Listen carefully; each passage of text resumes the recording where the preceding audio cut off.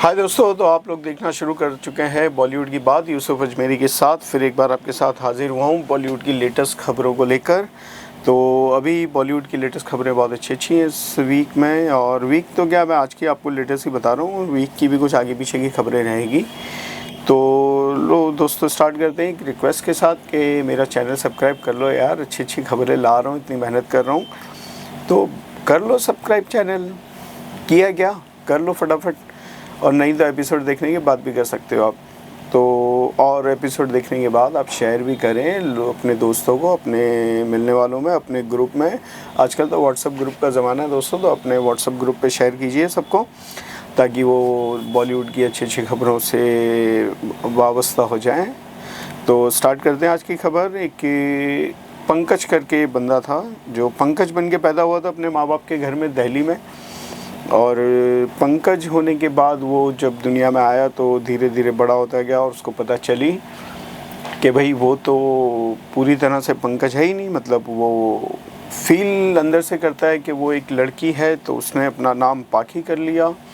और जैसे जैसे बड़ा होता गया उसको सब चीज़ों का सामना करना पड़ा, लोगों की बातों का, अपने घर वालों का, और लोगों ने उसको बड़ा मतलब अवॉइड भी किया, और वो इस चीज़ से दुखी भी रहा। मगर उसने अपने आप का सामना किया, लोगों का सामना किया, और जो अंदर से वो था वही वो लोगों के सामने बनकर उभरा, और आगे जाके पाखी से वो बन गया बॉबी डार्लिंग, जिसको आपने बॉलीवुड फिल्मों में देखा होगा। बॉबी डार्लिंग जो कि काफ़ी फेमस हुए अपने वक्त में। और बॉबी डार्लिंग फिल्मों में आने के लिए उनको काफ़ी स्ट्रगल करना पड़ा, काफ़ी मेहनत करनी पड़ी, क्योंकि उस वक्त ऐसा चलन नहीं था, कोई इस टाइप का कैरेक्टर नहीं था, या यूँ कहें कि एक्टर ही नहीं था इस टाइप का कोई, कि ऐसे 2 in 1 को, या क्या कहना चाहिए, जो भी कहना चाहिए, खैर कोई गलत वर्ड हम यूज़ नहीं करेंगे। वो कुदरत की बनाई हुई चीज़ हैं, इंसान है कुदरत के बनाए हुए। जैसे वो फील करते थे वो उन्होंने लोगों के सामने एक्सप्रेस किया अपनी फीलिंग्स को, और बॉबी डार्लिंग बन के वो फिल्मों में आए। और फिल्मों में आने के बाद उनका नाम बॉबी डार्लिंग पड़ा। जैसे ही वो आने लगे फिल्मों में, उनकी पहली फिल्म थी सुभाष घई की ताल में उनको अच्छा खासा रोल मिला था, मगर वो रोल कट पिट के 1 सेकंड का रह गया था। सुभाष घई ने उनको देख के पसंद किया और उनका रोल क्रिएट किया। वो कुछ फ्रेंड थी ऐश्वर्या राय की शायद, या कुछ ऐसा था, वो गाने में एंट्री होती है उनकी, मगर वो फिर सब कट गया था और एक ही शॉट था उनके कहने के मुताबिक। मैंने तो उनको उस वक्त ऐसा नोटिस नहीं किया था, मगर जब फिर एकता कपूर की फिल्म आई और उसमें थे रितेश देशमुख और क्या कूल हैं हम, उसमें वो अच्छी तरह से लोगों की नज़र में आए, क्योंकि अच्छा खासा बड़ा रोल था उनका। और स्टोरी भी उन्हीं के आसपास घूमती हुई चलती थी कि किरण नाम की लड़की होती है जो दिखती नहीं है, उसको रितेश को पता नहीं होता है, मतलब किरण है, और वो उसको एक लड़की समझ के प्यार करते हैं, मगर वो किरण ना होकर एक मतलब क्या कहना चाहिए, वर्ड्स कभी कुछ गलत हो गया तो लोगों को बुरा लगेगा, मतलब वो एक आदमी के रूप में औरत थी। और वो फिर लोगों ने उन्हें पसंद किया, अच्छे कॉमेडी रोल भी मिले, कई फिल्मों में काम किया उन्होंने। और उनका कहना है काफ़ी सालों बाद वो फिर इंडस्ट्री में एक्टिव होने के लिए तैयार है। पिछले कुछ सालों से वो गायब हो गई थी इंडस्ट्री से, 10 साल लापता थी करीब, क्योंकि उन्होंने शादी कर ली थी। ये लेटेस्ट, मतलब काफ़ी लोगों के बाद पता नहीं होगा वो कहाँ थी, किस साल में थी, मगर उन्होंने शादी कर ली थी।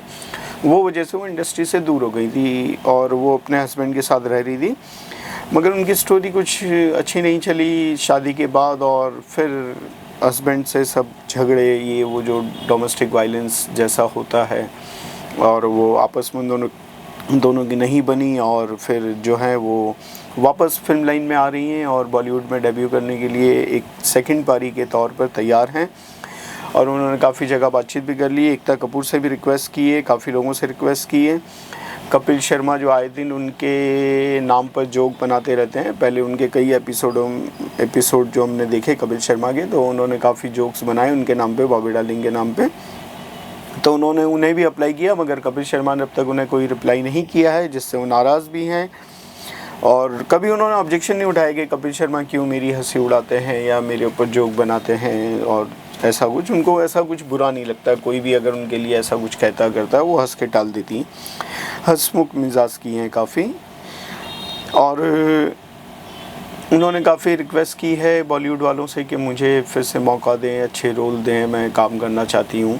9-10 साल वो लापता हो गई थी। जब उन्होंने अपना ट्रांसप्लांट करवाया था, अपने आप को पूरा मतलब औरत की तरह ढालने के लिए वो तैयार थी। ज़ाहिरी तौर पे, अंदरूनी तौर पे तो वो थी ही, अपने आप को औरत फील करती थी, मगर ज़ाहिरी तौर पे बॉडी का स्ट्रक्चर जब उनको बनाना था औरत के जैसा, और उन्हें ये अपने हस्बैंड से जब मोहब्बत हो गई थी तो वो उसके लिए करने गई, या पता नहीं क्या वजह थी, तो वो कनाडा गई, उन्होंने बैंकॉक गई और बैंकॉक जाके उन्होंने ट्रांसप्लांट कराया। बैंकॉक जब गई थी तब वो शख्स उनके साथ था, हेल्प के लिए लेके गई थी कि हॉस्पिटल में कुछ काम पड़े तो उनके काम आए।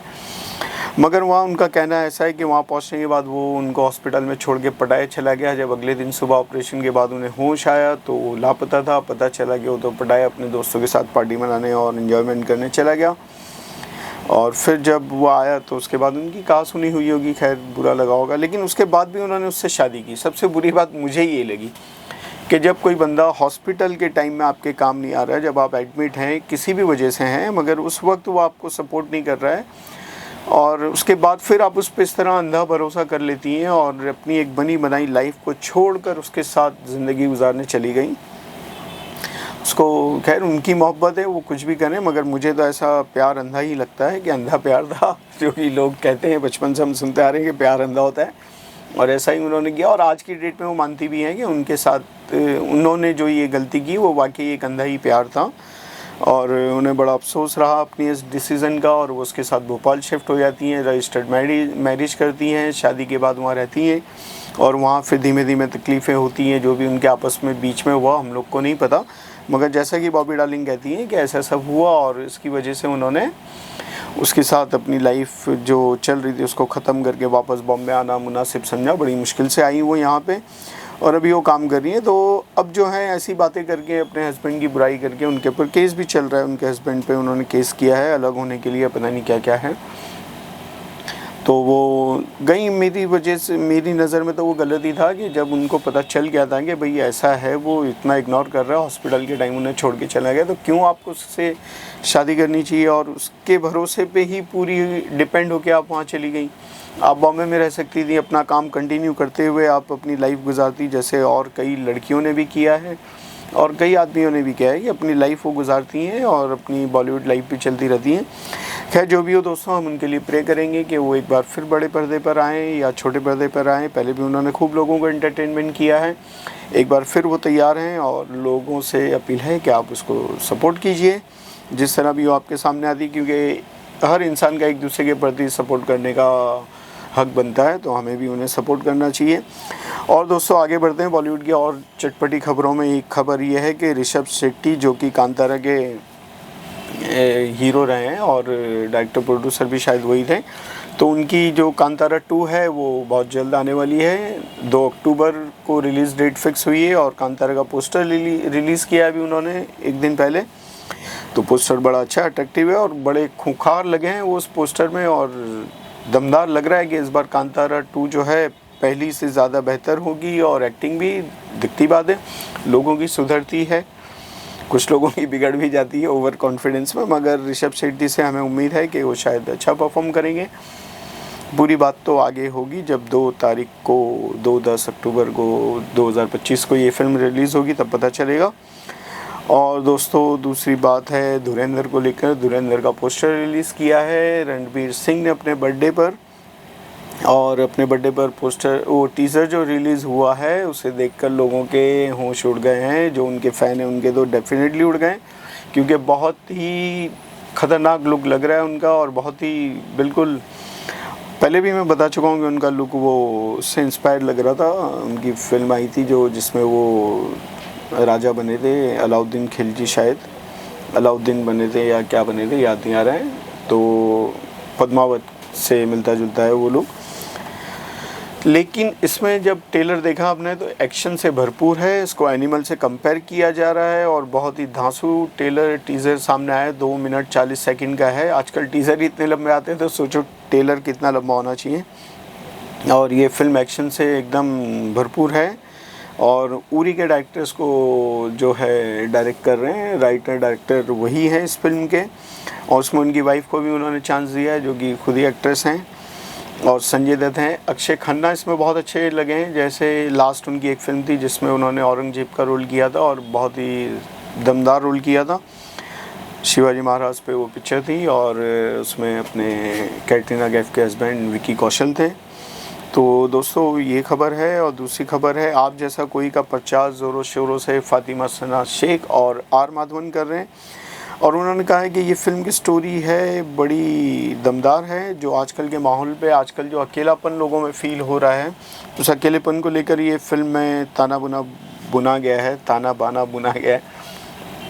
तो दोस्तों देखना होगा कि फ़िल्म कैसी है। लोग तो बड़े बड़े दावे करते हैं अपनी फ़िल्मों के लिए, लेकिन जब टॉकीज़ में जाते हैं तो लोग निराश होते हैं। ऐसे ही एक फ़िल्म लास्ट फ्राइडे जो रिलीज़ हुई मेट्रो इन दिनों, वो भी कुछ खास कमाल नहीं कर पाई। पहले दिन उसका बिज़नेस था 4 करोड़, सेकेंड डे 6.95 करोड़, मतलब करीब करीब 7 करोड़। थर्ड डे 7.25 करोड़ का बिज़नेस किया इस फिल्म में। 3 दिनों में इस फिल्म ने 17 करोड़ के आसपास बिज़नेस कर लिया दोस्तों। और ये फ़िल्म की लैंडिंग कॉस्ट है 85 करोड़ समथिंग, जो इसके प्रोड्यूसर डायरेक्टर ने बताया है उसके अकॉर्डिंग। तो दोस्तों अभी तक 3 दिन में ये इसका बिज़नेस कुछ खास दमदार नहीं रहा है, 17 करोड़ है।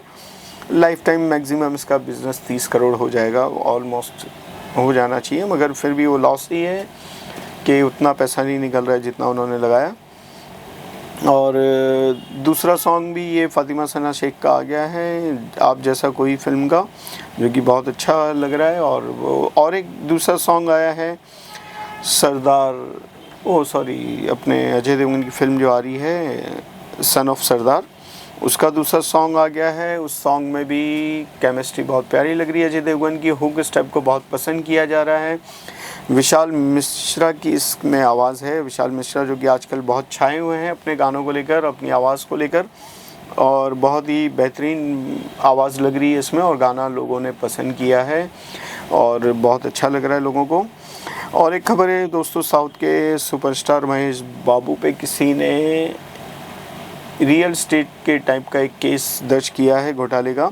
34 लाख का ये मामला है टोटल, और उन्होंने किसी रियलिटी एस्टेट कंपनी को सपोर्ट किया होगा, उसको लेकर ये केस हुआ है। तो दोस्तों यही है अभी खबर। और एक दूसरी खबर है, इन दिनों अली फजल छाए में अपनी फ़िल्म को लेकर आए दिन इंटरव्यू बातचीत करते रहते हैं उन लोगों से। तो अभी उन्होंने अपने एक लेटेस्ट बयान में कहा है कि नेपोटिज़म जो है वो मुझे मायने नहीं रखता, और मैं मानता हूँ हर अच्छे आर्टिस्ट को भी मायने नहीं रखता। और अली फजल ने कहा कि आजकल जो कास्टिंग एजेंसी है वो काफ़ी कारगर साबित होती है नए लोगों के लिए और अच्छे आर्टिस्टों के लिए। वो पूरा मौका देती हैं अच्छे आर्टिस्ट को, क्योंकि प्रोड्यूसर जो होता है कास्टिंग एजेंसी से अप्रोच करता है कि उसकी फ़िल्म में कैसे हीरो चाहिए, उसको कैसे आर्टिस्ट चाहिए। और हीरो तो खैर बाहर ही डिसाइड हो जाता है, ये तो कहने की बात है, मगर दूसरे रोल के लिए कई बार कास्टिंग एजेंसी काफ़ी काम आती हैं, जैसा कि अली फजल के साथ हुआ भी है। उन्होंने 3 इडियट में बहुत एक छोटा सा रोल किया था, मगर बहुत दमदार रोल था वो, लोगों ने उन्हें पसंद किया। इसके बाद ऐसे छोटे मोटे रोल करके, और गैंग ऑफ वसेपुर थी या मिर्ज़ापुर में उन्होंने बहुत दमदार रोल किया था। उसके बाद वो हिट हो गए थे, और ये वजह थी कि कास्टिंग के ऊपर उन्हें बहुत भरोसा है, कास्टिंग एजेंसियों के ऊपर। तो वो इस बात को बोलते हैं कि भाई नेपोटिज्म एक अपनी जगह है, दोस्ती यारी में काम ज़रूर मिल जाता है, मगर उस आर्टिस्ट को, उस नेपो किड्स को प्रूव करना ज़रूरी हो जाता है कि भाई अगर आप अच्छे हो तो चलोगे, वरना आमिर खान की बेटी की तरह साइड लाइन हो जाओगे। और भी कई आर्टिस्ट हैं, जैसे अभी अभिषेक बच्चन की एक फ़िल्म आई है जो कुछ ज़्यादा खास नहीं कर पाई है, लोगों को पसंद आई, कुछ लोगों को नहीं आई। उनमें उनकी एक्टिंग को अमिताभ ने तो अप्रिशिएट किया है, अपने ट्विटर इंस्टा पे उन्होंने उनकी फ़ोटो भी शेयर की है और लोगों से अपील की है, जैसे कि हर बाप को करना चाहिए, कि मेरे बेटे की फ़िल्म देखो। और दूसरी खबर दोस्तों ये है कि वांगा रेड्डी की फ़िल्म स्पीड से जब से दीपिका पादुकोण बाहर हुई है, तब से ये बात चलती आ रही है कि 8 घंटे की शिफ्ट होनी चाहिए, और उसमें कुछ लोगों को एतराज़ भी हुआ, कुछ ज़्यादातर लोगों ने सपोर्ट किया, अपने अपने फ़ायदे के लिए सपोर्ट किया। मुझे तो यही लगता है। और इसी लिस्ट में अभी नाम आ गया है विक्रांत मैसी का। विक्रांत मैसी की एक फ़िल्म आ रही है संजय कपूर की बेटी के साथ, तो उसका प्रमोशन आजकल वो कर रहे हैं, इसीलिए लाइमलाइट में रहना चाहते हैं। तो उन्होंने ये मुद्दा उठा दिया कि भाई 8 घंटे का जो प्रपोज़ल है दीपिका का वो बहुत सही है और ऐसा ही होना चाहिए कि शिफ्ट उतनी ही होनी चाहिए जितनी कि पहले से फिक्स है। 8 घंटे की शिफ्ट है, मगर लोग किसी वजह से लेट हो जाते हैं और कंटिन्यू करते हैं शूट। और इसमें बड़े आर्टिस्टों को तो मेरी तरफ से मुझे नहीं लगता, मैंने भी फील्ड पे काम किया है तो मुझे नहीं लगता कि भाई ये जो है 8 घंटे की शिफ्ट से बड़े आर्टिस्टों को फ़र्क पड़ता है। चाहे वो 16 घंटे करें या 8 घंटे करें, उनको तो उतना ही फिल्म में काम करना, उनका उतना ही रोल होता है बड़े आर्टिस्टों का, और वो पूरा करते हैं जितनी जल्दी हो सकता है। वैसे फ़र्क पड़ता है छोटे लेवल के लोगों को, जो 8 घंटे की शिफ्ट में 16 घंटे काम करते हैं, उन्हें एक ही शिफ्ट का पैसा मिलता है। फिर यही चीज़ सबसे बड़ी है ऑब्जेक्शन उठाने की, जिस पे लोग बात नहीं करते हैं और ना ही उठाते। याद शेख अपनी अपनी देख वाली बात है कि एक आर्टिस्ट दूसरे आर्टिस्ट को सपोर्ट कर रहा है, टेक्नीशियन है, दूसरे फील्ड के जो लोग हैं सेट पे होते हैं, स्पॉट बॉय हैं, सेटिंग वाले, लाइट वाले हैं, ये आर्ट डिपार्टमेंट के जो लोग हैं, उन लोगों को कोई बात ही नहीं करता है। उनकी शिफ्ट के ऊपर बात करो, उनको सपोर्ट करो कि अगर आपके सेट पे ये प्रॉब्लम हो रही है कि 8 घंटे की शिफ्ट में 16 घंटे शूट चल रहा है, तो आप मालूम करो ना कि अपने जो साथ में फील्ड पे काम कर रहे हैं उनका क्या हाल है। आप दीपिका के बयान को सपोर्ट कर देंगे, आप लाइमलाइट में आ जाएंगे, आप बयान दे देंगे और बस आपको ऐसा लगता है कि हमने अपनी जिम्मेदारी पूरी की। नहीं दोस्तों, ये लोग अपनी रोटी सेक रहे हैं, अपने आप को पब्लिक में लाने की कोशिश करते हैं बस, कि हमने ये सपोर्ट किया और हम लाइमलाइट में आ गए। और मालूम ही है छोटे मोटे जो रिपोर्टर्स हैं उनकी खबरें बड़े अच्छे से छाप देते हैं, उन फ़ोटो के साथ लगा देते हैं। और 7 जुलाई को दोस्तों पुण्यतिथि थी हमारे बहुत ही मतलब एक्टिंग यूनिवर्सिटी कहे जाने वाले और ट्रेजेडी किंग दिलीप कुमार की। मोहम्मद यूसुफ सरवर खान उनका पूरा नाम था और दिलीप कुमार के नाम से वो फेमस थे इंडस्ट्री में और ऑल ओवर वर्ल्ड में। तो उनकी पुण्यतिथि पे धर्म जी ने उनको बहुत दिल से याद किया, जो कि उनके काफ़ी करीबी थे और बहुत उनको पसंद करते थे और उनके आइडियल भी थे। धर्म जी ने अपनी इंस्टा पोस्ट में उन्हें याद करते हुए अपनी 2 पुरानी फ़ोटो शेयर की हैं और बहुत ही दिल से उन्हें याद किया है और याद करते हुए उन्होंने श्रद्धांजलि दी। लोगों को ये उनकी पोस्ट बहुत अच्छी लगी और लोगों ने बहुत खुशी खुशी उस पोस्ट को शेयर भी किया, लाइक भी किया। आप भी देखिएगा, धर्म जी के अकाउंट पे ये पोस्ट अवेलेबल है, तो आपको पता चलेगा कि दोस्ती क्या होती है और रिस्पेक्ट क्या होती है। जब वो ज़िंदा थे दिलीप साहब, तब भी वो रेगुलर उनके घर आया जाया करते थे और मिलते रहते थे। और दोस्तों सरदार जी सन ऑफ सरदार का गाना जो है अजय देवगन का, मैं आपको बता ही चुका हूँ, आ चुका है। और दोस्तों नेक्स्ट एपिसोड में हम बात करेंगे KRK के सॉन्ग की।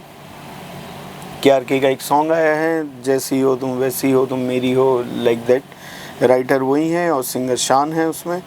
और दूसरी बात करेंगे शोले पे हम लोग। शोले जो 1975 में रिलीज़ हुई थी और वो शोले फिल्म एक आइकॉनिक फिल्म है, क्लासिक कल्ट क्लासिक फिल्म है हमारी बॉलीवुड इंडस्ट्री की और काफ़ी जानी मानी फिल्म है। जो लोग न्यू जनरेशन है वो भी काफ़ी इस फिल्म को जानते हैं और जो नहीं जानते हैं वो जान लेंगे इस फिल्म के बारे में। तो बहुत जल्द ये फिल्म रिलीज़ होने वाली है क्योंकि उसके 50 साल पूरे हो रहे हैं। तो उस पर डिटेल वाइज बात करेंगे, कुछ स्पेशल अपडेट है जो हम बात करेंगे शोले पे। और इसी नाम से मिलती जुलती एक फिल्म बन रही है आज के शोले। वैसे कई फिल्में पहले बन चुकी है, रामगढ़ के शोले, आज के शोले, आग ही आग, आग के शोले, पता नहीं कितने शोले निकले बॉलीवुड से मगर जो है शोले को कोई टच नहीं कर पाया है, ये बात बिल्कुल पक्की है और ना ही कोई कर पाएगा। ऐसी फिल्में कभी कभी गलती से बन जाती हैं या मेहनत से बन जाती हैं।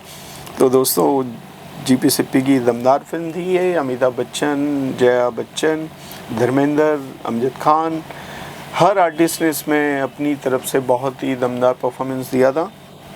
तो इस पर हम अपने अगले एपिसोड में बात करते हैं। तब तक के लिए गुड बाय। लेकिन अपनी बात याद रखना दोस्तों, याद है ना, सब्सक्राइब करना है और कुछ नहीं, आपसे कुछ मुझे नहीं चाहिए, बस आपका थोड़ा सा वक्त जिसमें आपको नॉलेज भी मिलती है और आप बॉलीवुड की खबरों से, दुनिया की कुछ ऐसी बड़ी खबरों से रूबरू होते हैं, तो आपकी नॉलेज भी बढ़ेगी और आपको अच्छा भी लगेगा और एंटरटेनमेंट भी होगा। ऐसी वीडियो देखने से बेहतर है दोस्तों आप ऐसी वीडियो देखें जिससे आपका फ़ायदा हो। तो बॉलीवुड की खबरों के लिए आपने ये वीडियो देखा, थैंक यू, बाय बाय।